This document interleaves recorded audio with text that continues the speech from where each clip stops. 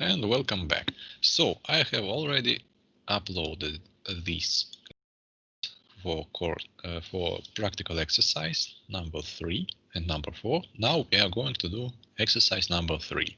As I have previously told, those two practical exercises are closely related, so you can merge them into a report and don't have to make separate reports for each of these, right? So it's okay if you make one report for these two exercises, including all the required pictures. But then again, you can do as is more convenient for you. So it's not a requirement to make a single report either. So let's see what we are going to do here. As I have already told, we are basically going to generate binary shift keying signals and add the noise to these signals. Now, however, we are not going to use AVGN function anymore. We are going to calculate noise precisely ourselves. So this has two motivations. First of all, as some of you maybe have seen, there can be problems with AVGN function accessibility.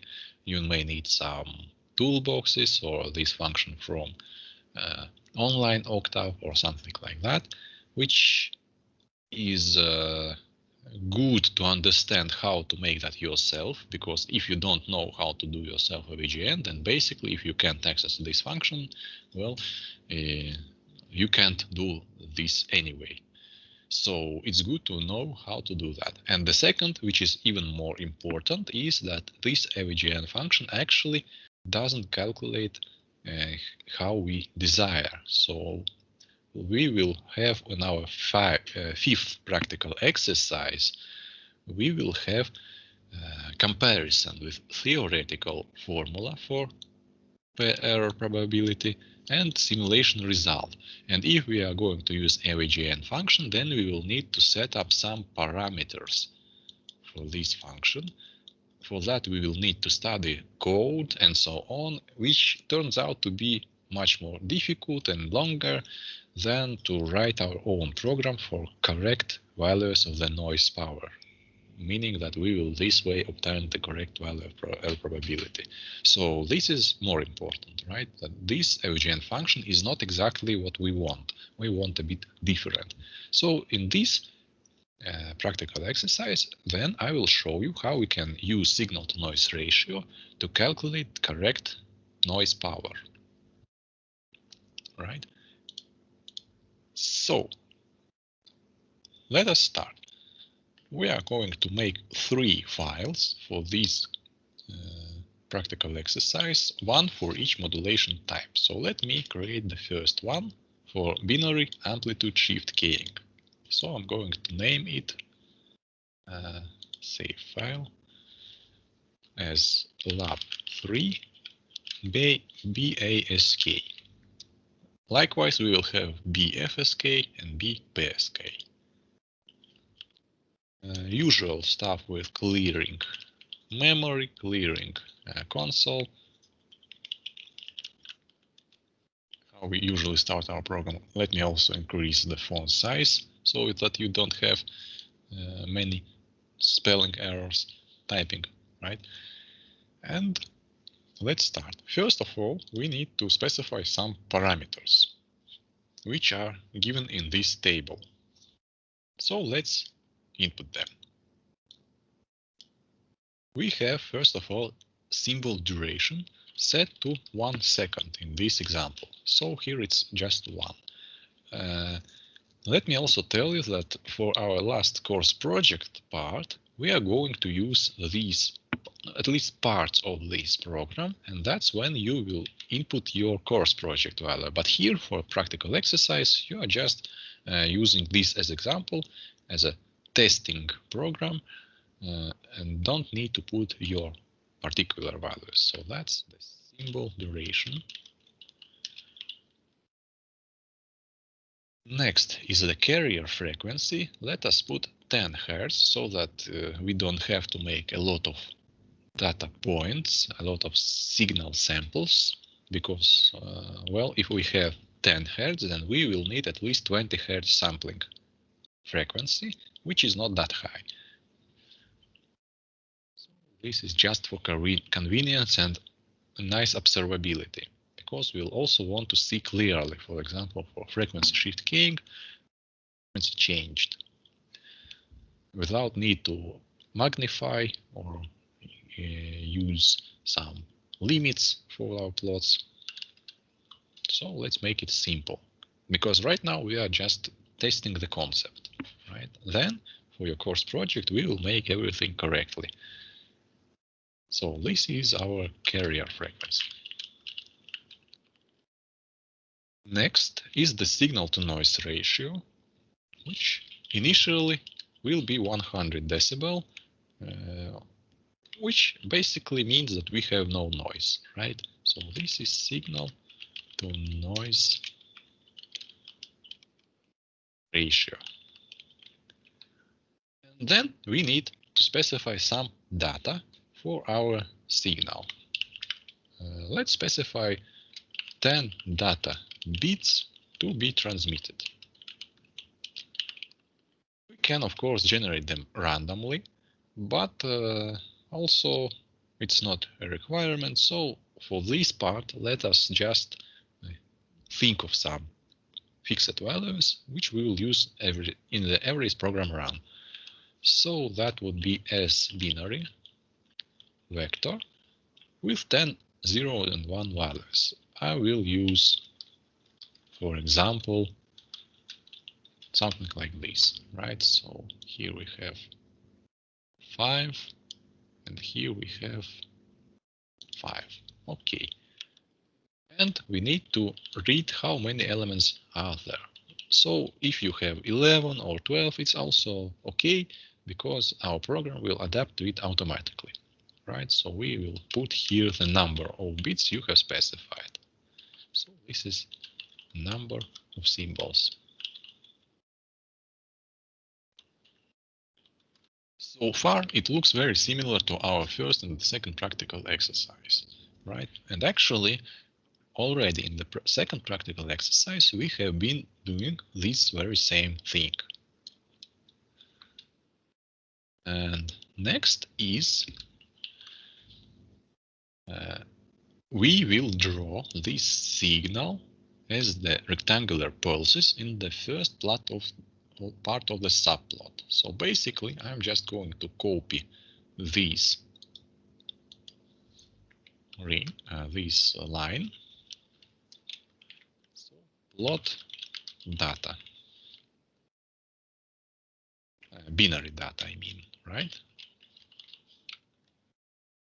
And let's see if it works.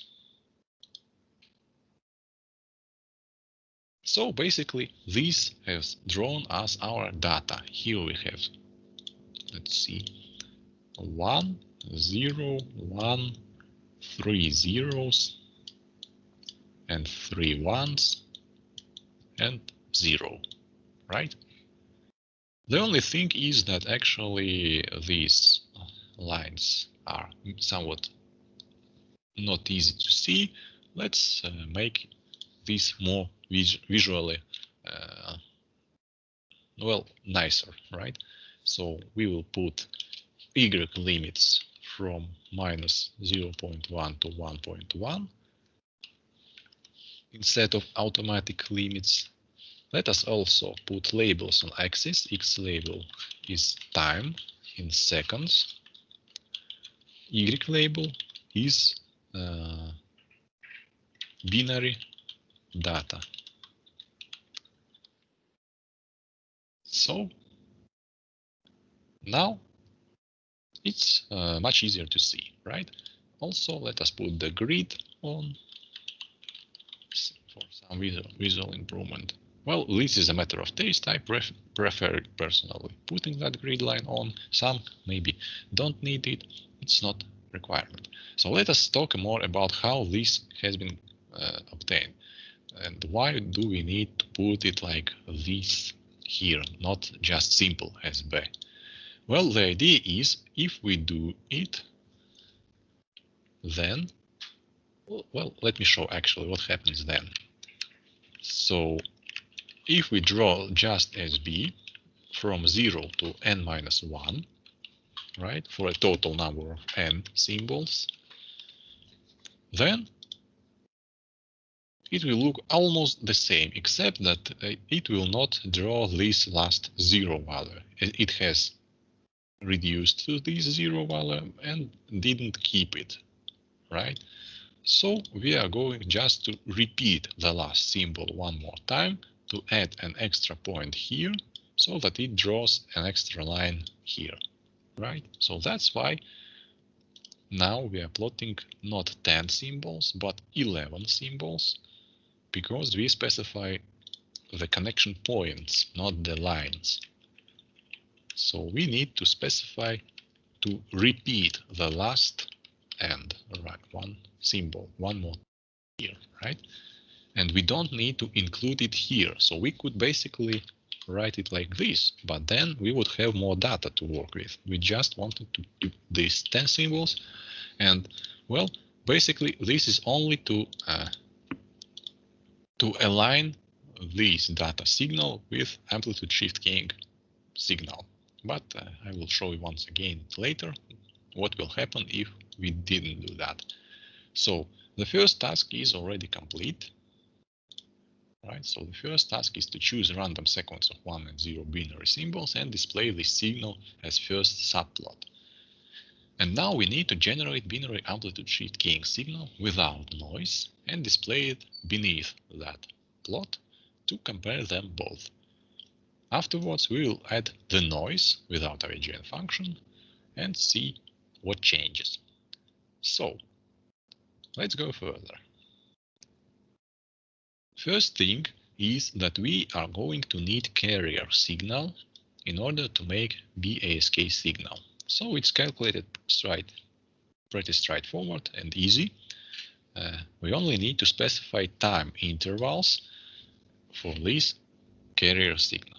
So let's make it. And yes, this way.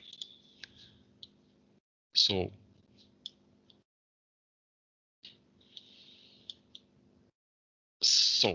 time period is from 0 to t minus some delta t, so that we have, for example, 100 points, right?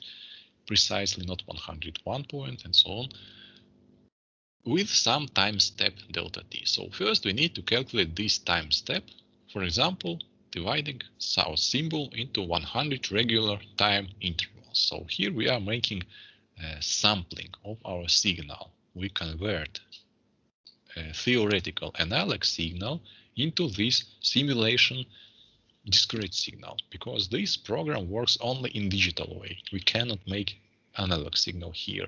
So we need to make sampling. Sample carrier signal with sampling time t divided by 100. Basically, this means that we have 100 times higher sampling frequency than our 10 Hertz. So basically, we are fine and even over sampling our signal for higher precision and smoother form in the plot. So we need this time sample step.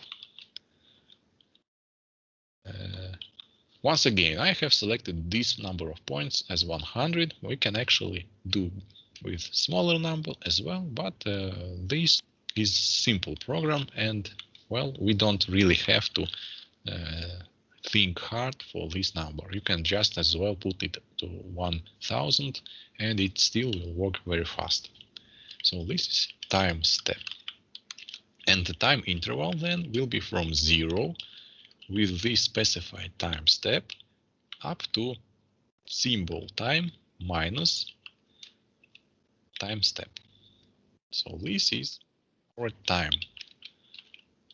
interval for one symbol. And we need carrier signal for this one symbol time interval. So let us calculate that according to this formula. S0 is sin 2 multiplied by p multiplied by carrier frequency specified here and multiplied by time interval specified here. So this is our carrier signal fragment.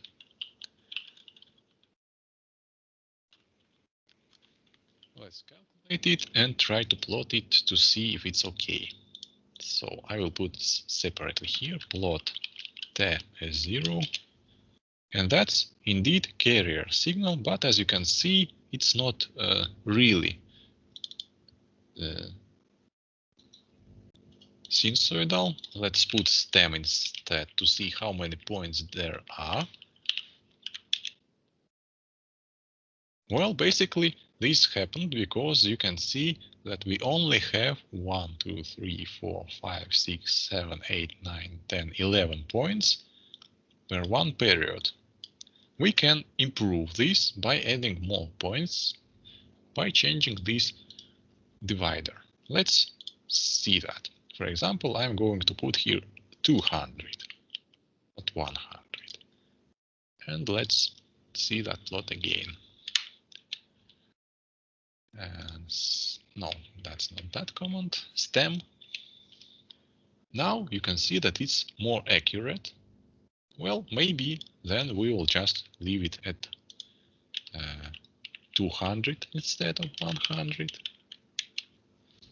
Because this way it looks more like harmonic signal. But again, you can see clearly here that this is not a harmonic function. These are just straight lines, right? But this doesn't really matter, and it will not really change the energy of the signal, the noise immunity, and so on. So it resembles harmonic signal, and we will keep it like that. So what we need to do now is to multiply this signal with each symbol, with 1, then with 0, then with, and so on. It's specified in our SB vector here. So each of these needs to be multiplied with this carrier, and then we need to match them up together. There are multiple ways to do that. You can make for loop, and in that for loop you can do that, but we have previously done something like that by using Kronecker multiplication.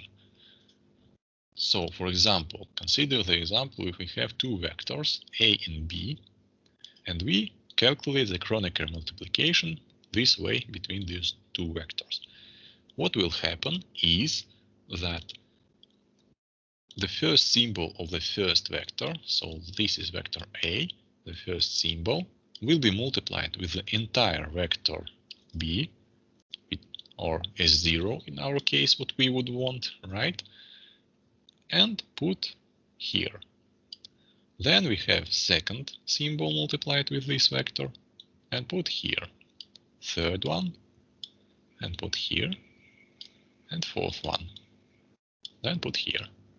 So basically, we need to multiply Kronecker multiplication between SB and S0. That would be our binary amplitude shift keying signal. So let's do that. Let's say generate BASK signal, name it also as BASK, as Kronecker multiplication between data, the symbols which we will take as amplitude, and carrier. This is the vector which we are going to put instead of each of the SB symbols. So basically, now if we have 200 points here and 10 points here, the result will be 2000 points. That is n multiplied by 200. And then we can plot that signal. Plot modulated signal by using subplot and so on. Basically, this works very similar. Well, okay, let's finish this part, see the picture, and then we are going to add the noise.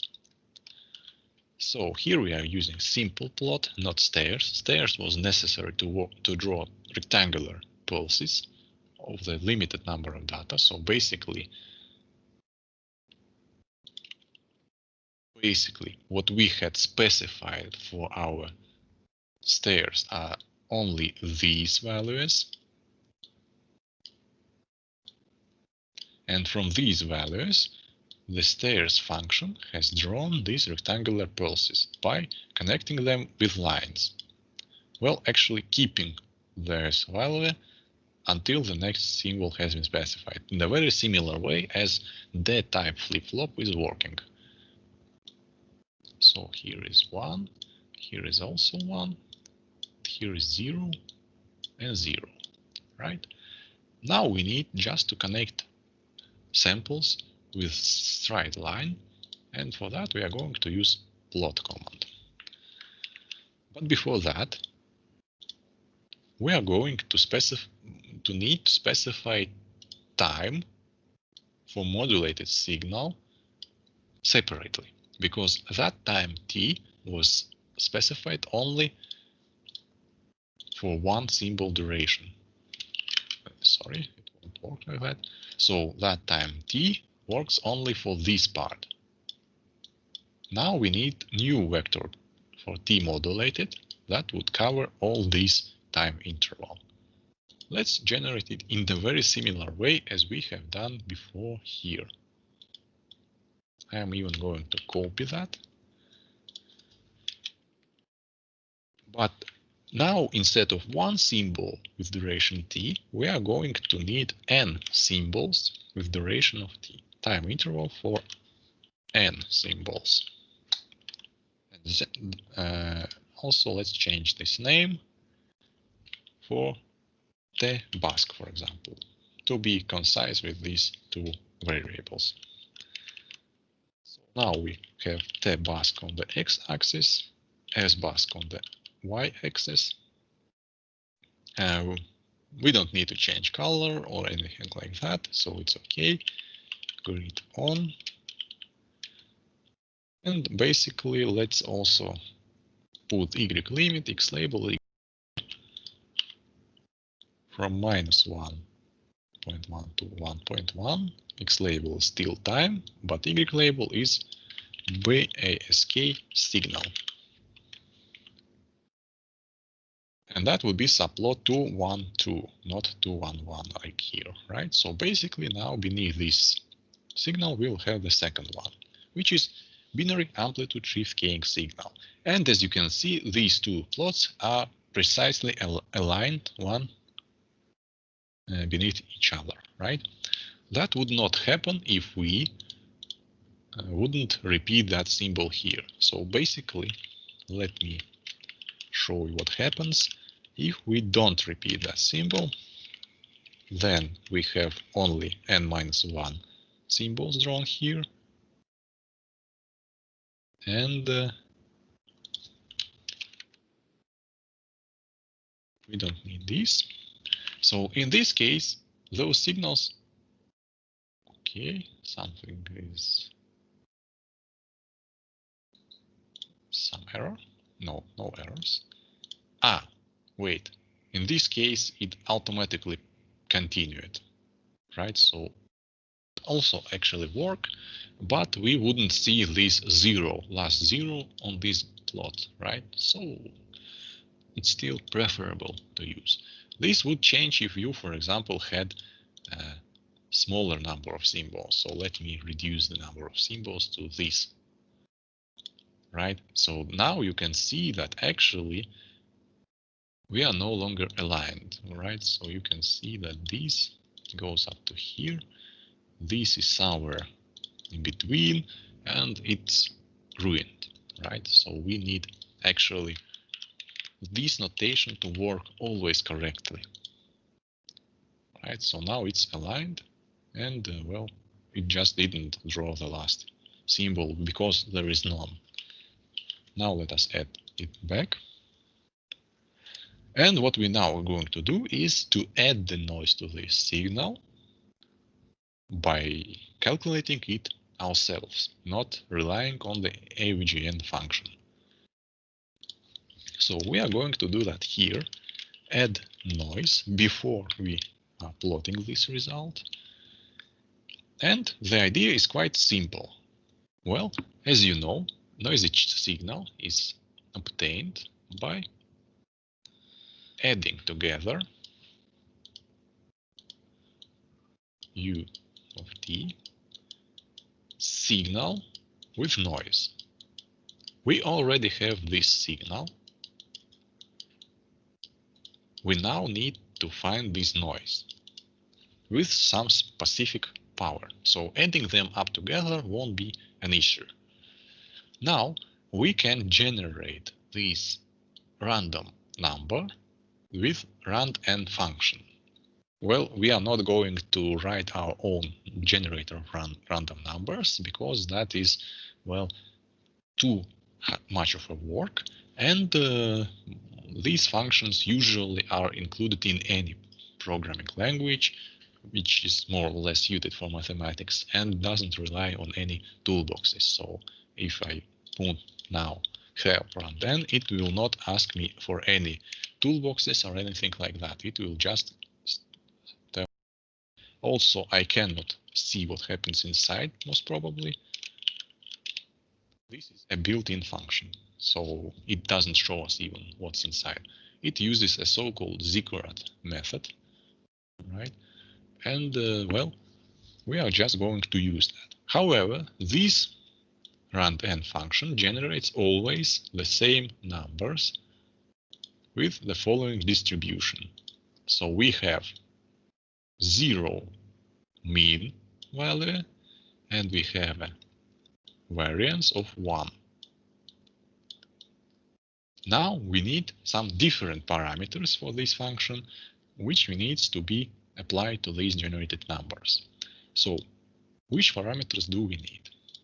We need mean value, average mathematical expectation value, which for noise is actually 0. So we don't need to change anything of that. And we need standard deviation, or square of the variance, which is sigma, and which needs to be calculated based on signal to noise ratio. So first of all, we are going to calculate to change from the logarithmic decibel scale, our signal to noise ratio, to linear scale, where it's actually division of the powers of the signal and the noise. So this is what we need to do first. And then we need to find from these the noise power, because actually the noise power is the sigma squared divided by 2, right? So basically it's only half of the standard deviation, and we need to divide this by 2 in order to get sigma squared, and then we can get square root of the sigma to get this standard deviation. So the idea is simple. If we find out what is this, then we can find the signal for our noise. And in order to find this noise spectral density, we need to divide this, which we have given, with this energy of a beat we have yet. We don't have this yet, but we can calculate. After we calculate this energy of beat, we will be able to solve this formula, and we'll have this noise power. So the energy of the beat is actually calculated by integrating the signal square by time. But in the digital case, the integration is replaced by finite sum, right, from our carrier signal. So we need to calculate the energy of the carrier signal. Let's do that.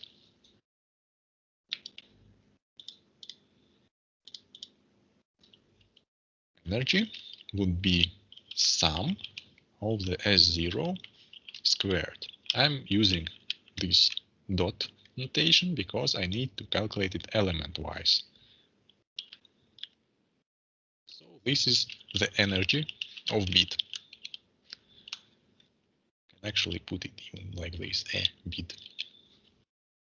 Now we can calculate this N0 by dividing this energy of beat with this value. Well, actually, let's simplify it a little bit. And first, let us calculate a b and 0 as separately from SNR divided by 10. We don't need a dot here because SNR is a scalar. It's just one number, right? Here, S0 was a vector of 200 elements, and we needed to calculate square of each of those 200 values. Here is only one value, so we don't put this. It won't hurt. We can still put it if you are not sure, and well, it will work. So I will keep it, but it's not necessary. So this is linear SNR. Now we need to calculate the noise spectral power density by dividing energy of bit with the linear signal to noise ratio. So let's calculate it. N0 is energy of bit divided by linear signal to noise ratio. That would be noise spectral power density. Then we can calculate sigma, right? So sigma would be square root, because actually sigma squared is equal to N0 divided by 2. So we need square root to calculate sigma. That would be standard deviation of the noise. Now we can generate this noise as noise, for example, like this, by using random number generator with normal distribution, and we need to generate n multiplied by 200 values, right? So because here in Kronecker multiplication we had here n values, we had here 200 values, and multiplication gave us 2000. We could write 2000 here, but then again, if you change number of symbols here, it will not update automatically, and it's better to have as much automation as possible.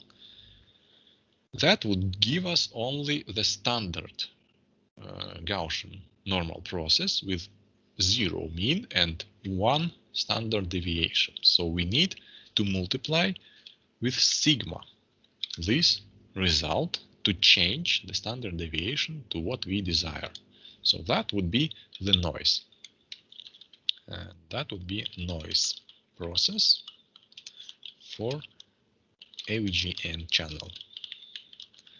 And then we are going to add noise. So here let us say that we actually generate noise, and here we add noise. So we add these to BISK signal like this. And it works, right? So let's see if everything is done correctly. So since our signal to noise ratio is 10 decibel, which in linear scale is actually this number, showing that the signal is this number times stronger than noise, then effectively there is no noise in our case. Now, if we watch our task, then you need to draw with 15 decibel signal to noise ratio. That would be for task 3. So you will have here to show in your report 6 pictures, 3 for each modulation type, with and without noise. So that gives total of 6 pictures, right? So with 100 decibels SNR, with 1500 or 15 decibel, and then repeat for next modulation type. So let's put 15 decibel and see how it changed. So now we can see here a lot of noise. Well, actually too much of a noise, which makes me wonder if we did any mistake. 50. Yes, there must be a little mistake somewhere in our calculations. So let's see where exactly that is.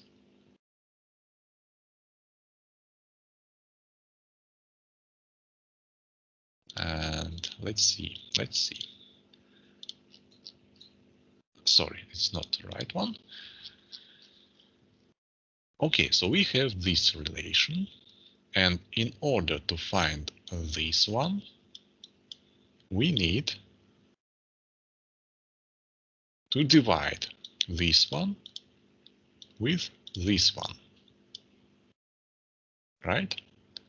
So that's how we should do. Let's see if it actually was done correctly. As SNR divided by 10. Yes, it looks like we did that correctly. And don't think that is the case. So something is still wrong. Let's see. Help on rand n function. Maybe we did something incorrectly with these parameters. So it's correct. That would be number of rows, number of columns. And well, anyway, let me check that now.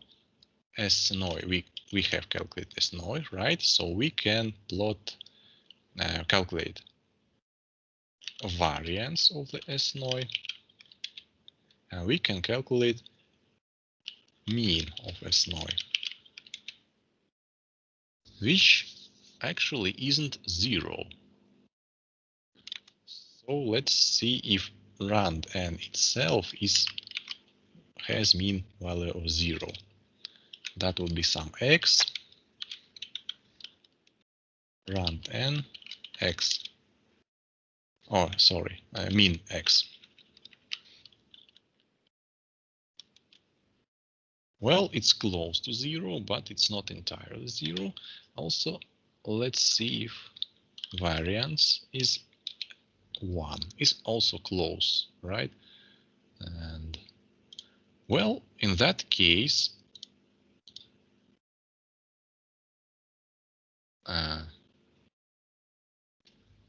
as the def s0, if we can calculate it, no, there is no such function. Help var std s0 square root of the variance. Wait a minute, maybe we actually had to use not square root, but sigma squared. Let me see that now.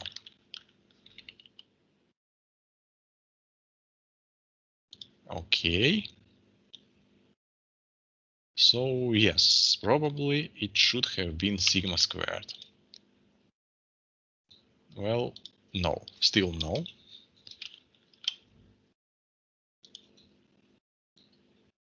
Okay, during a break I will find out what happened here, and we will accordingly need to change something here.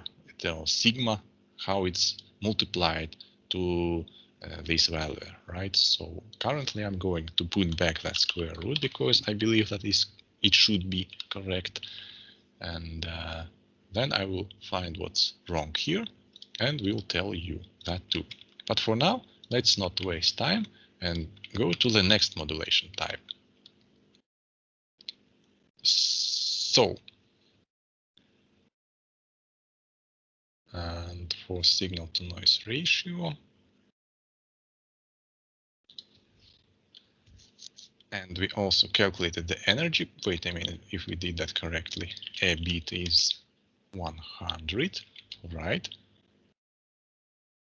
So the energy divided by this ratio gives us the noise power squared, and we calculate squared.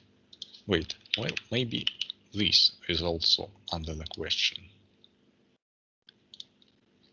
No, it only makes it worse, right? So, okay, as I have told, I will figure out what's wrong here. maybe actually there is no problem here. Let's see if we put out that y-lim, situation changes. Maybe it's okay, and that's what we should expect. We'll see for other modulation types. Well, it could be correct. It could be correct, but something is, I don't like here something, and I will tell you if it's correct or not. But first, let's see other modulation types. So we are going further. And it's important that you make a copy of existing file before modification. So now I'm going to save it as frequency shift keying file. Save file as BFSK.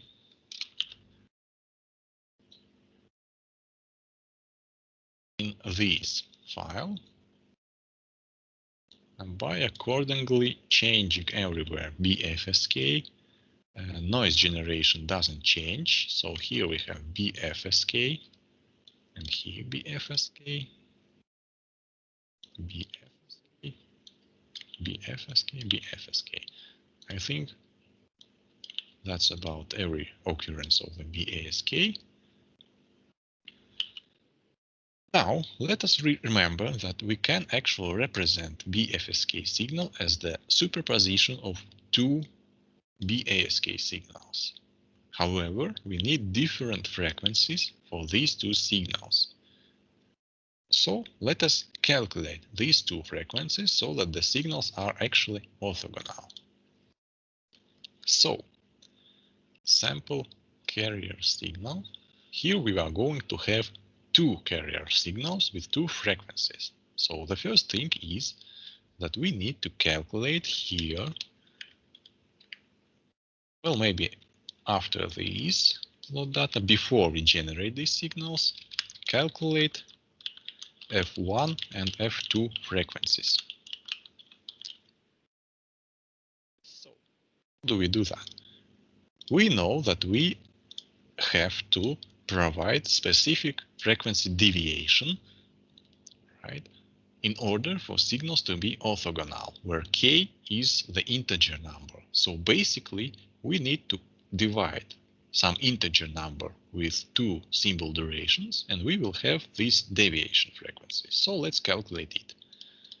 Let's say our k is, for example, 1 for now, and then frequency deviation would be k divided by 2 multiplied by t, right? So exactly according to this formula. Then F1 would be F0 minus half of this deviation, and F2 would be F0 plus half of this deviation. Let's calculate these frequencies as well. F1, F0 minus, and F2, F0 plus. Very similar way as for your course project spectrums. We did same calculations there. Only you had not k, but some modulation index, which may not provide the orthogonal signals, but it was the task for you, so it's okay. So this time we are making sure that we use orthogonal signals. And then accordingly, we will generate two carrier signals, S1, so that would be carrier 1, first signal, and S2 as the carrier 2.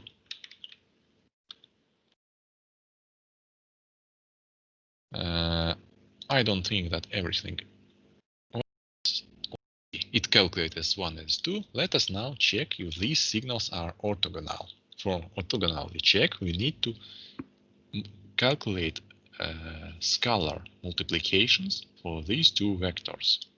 So that would be sum of their element-wise multiplication, which is 0.5, which actually is close to 0, considering that the energy sum of S1 multiplied by itself is much more, right? It's 100. So let us see if k is not an integer. So for example, 1.2, what will be our scalar multiplication in that case. As you can see, it's much greater. So indeed, if k is integer, then scalar multiplication is minimal, which may occur because, well, we miss some points. We need, in theory, to have infinite amount of samples, but we only limit it to 200, right? So if we increase this number, which is here, then we would get somewhere lower value. But we will not do that. It's okay. We already proven that they are indeed orthogonal. Let's keep here 1 for now. Then we can generate amplitude shift keying signal as the sum of two BASK signals, where there is binary data vector, SB from MATLAB code, and D inversion is inverse binary data, which can be calculated by this tilde operator. And we calculate two Kronecker multiplications. Each of them is BASK1 and BASK2. Also, let us accordingly organize our program. So we calculate first BASK. So this is incorrect. We calculate BASK1 as Kronecker multiplication for data with S1 signal, and we calculate BASK2 for inverse data with S2 carrier. Then BFSK is the sum of these two BASK signals. Right? Let us put here 100 decibel once more. And something went wrong. Where exactly? Because it doesn't know what is S0 in line 32. Somewhere I didn't change that. Here, where we calculate the energy, we need to calculate it for either S1 or S2, because actually we don't change their amplitudes. So these two harmonic signals will have the same energy. So this way, now everything works correctly, and we can see here different frequency. Of course, now we don't really see much difference in this frequency, but that is only because we have chosen minimal k value. Now we can increase k, and the difference will become more visually easy to see, right? So we put 3, still nothing, 4, 5, and so on. Well, here maybe already it's easier to see, but let's put, for example, 10. Here, without any doubts, we have lower frequency, and here we have higher frequency, right? So the K actually describes how big is the difference between these two frequencies. So I recommend putting something like 10 in order to be able to visually see that difference. Now you can mention here that we have also some phase changes. Well, that's because the signal ends at the position when next signal starts, right? So let me magnify this part for you. So here is when that change occurs, right? So basically what would be best if this signal would have gotten this way, and then we would not have this change, because this actually is parasitic effect. So you might be interested in trying different k values. For example, 12 should be better in this way, right? So here it's happening exactly as I have put it at the 2, right? So you can see here is different slope of the linear piece, right? Meaning that the frequency actually changed at this point. at 0. So this signal ended at 0 and the next signal started at 0. So that's optimal way. It will preserve the spectrum, well, maximally. So the best value here is divisible by 4, like 12, 16, 20, and so on. Let us put that 12 here, and let's see 15 decibel. So that's noisy signal, right? As you can see, it's difficult to see how this signal could be better than corresponding amplitude shift keying signal, because, well, they are both mess, right? And the last one remaining is actually phase shift keying. So I'm going to close this signal. I'm going to open amplitude shift keying once again and save that as a copy, because we will not need two frequencies in phase shift keying. It will be just one frequency. So let's see again if it works. Let's put 100 decibel noise. Signal to noise ratio. Yes, everything is working correctly. And now we need to make a phase modulation, BPSK modulation. So for this, the only thing we need to do is to convert signal into an RZ form before we multiply. So, meaning that if our signal here is represented by plus minus ones, then during this Kronecker multiplication, which is here, we will get plus or minus sin, which accordingly corresponds to phase shift keying. So let's do that. So let me first change this name.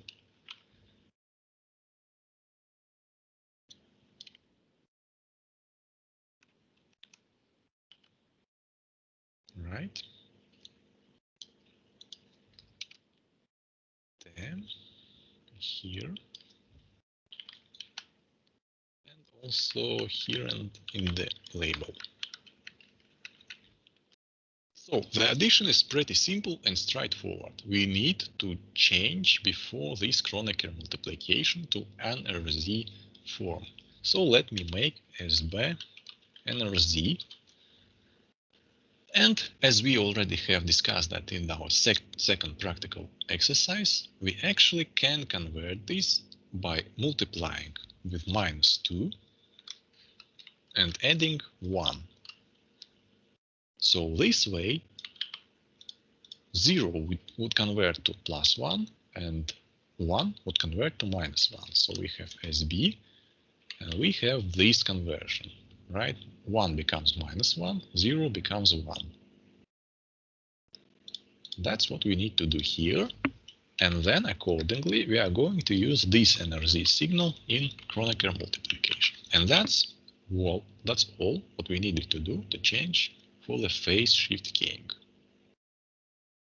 Now, as you can see, here we have different initial phase. So for example, here we had 1, which corresponds to minus sin. And here we have 0, which corresponds to plus sin function, right? Again, you can see here the phase shift, but this phase shift exactly is what contains our information. So this very small piece of the signal is where the information is stored. And it turns out that actually this is the safest way to transmit the data. It really suffers from the noise the least. So let us add the noise and see what happens. So, as is expected, we can no longer see this phase change, right? So here is that 1 point, and well, that's gone, what we had previously. But it still can be extracted from this signal by using optimal receiver. And in the next lecture part, I will tell you how to do that. So for practical exercise 3, that is basically it. We will need these files for practical exercise 4. Once again, as I have told, let me check during the break what's happening with this, if it's okay or not okay, because, well, I'm not certain, but I'd like to be certain, and I like to let you know if it's okay. It could be okay, but let me just check it. Okay, so for now, for practical exercise number 3, that's all. And let us continue in 15 minutes with lecture. And then we will continue.